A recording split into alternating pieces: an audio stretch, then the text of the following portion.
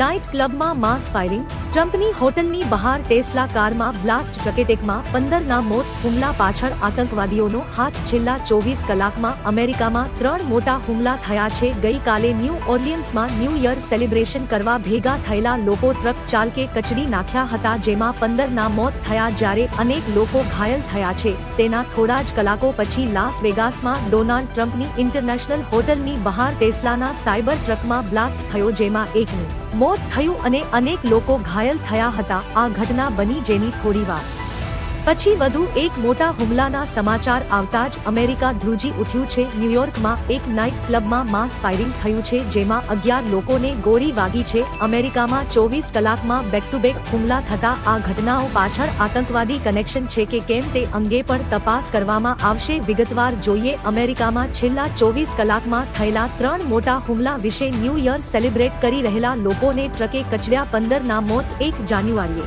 અમેરિકાના લુઇસિયાના રાજ્યના new Orleans શહેરમાં એક વ્યક્તિએ નવા વર્ષની ઉજવણી કરી રહેલા લોકો પર પિકઅપ ટ્રક ચડાવી દીધી હતી. આમાં 15ના મોત થયા હતા, જ્યારે ડઝનબંધ લોકો ઘાયલ થયા હતા. આ ઘટના ભારતીય સમય અનુસાર બપોરે 3 વાગ્યે બની હતી. આ સમયે ન્યૂ ઓર્લિયન્સમાં રાતના 3:15 વાગ્યા હતા.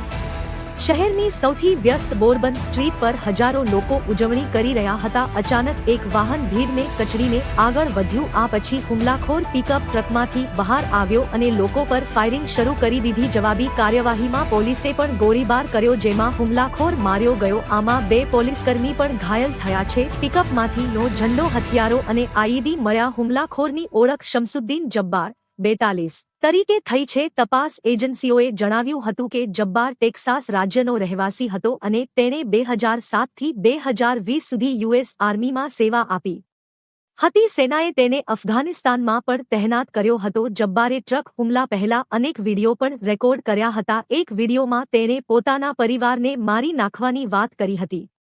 આ સિવાય તે ઈચ્છતો હતો કે તેનો પરિવાર આ હુમલાને કવર કરવા માટે અકસ્માત સ્થળે હાજર રહે. એફબીઆઈ એજન્ટ એલેથિયા ડંકન કહે છે કે જબ્બારે કદાચ એકલાએ આ કામ ન હતું કર્યું. દરમિયાન પોલીસ અધિક્ષક એની કિર્કપેટ્રિકે જબ્બારને આતંકવાદી ગણાવ્યો કે એવું લાગે છે કે હુમલો ઇરાદાપૂર્વક કરવામાં આવ્યો હતો. પિકઅપ ટ્રકમાંથી ઇસ્લામિક સ્ટેટનો ઝંડો, હથિયારો અને આઈઈડી મળી આવ્યા છે. ડોનાલ્ડ ટ્રમ્પની હોટલ બહાર ટેસ્લાની ગાડીમાં વિસ્ફોટ. અમેરિકાના લાસ વેગાસમાં ટ્રમ્પ ઇન્ટરનેશનલ હોટલની બહાર બુધવારે સવારે સાયબર ટ્રકમાં વિસ્ફોટ થતા એક પોલીસ અને એફબીઆઈ અધિકારીઓએ જણાવ્યું હતું કે ગાડીનો પ્રકાર અને આગનું સ્થાન ઘણા સવાલ ઊભા કરે છે.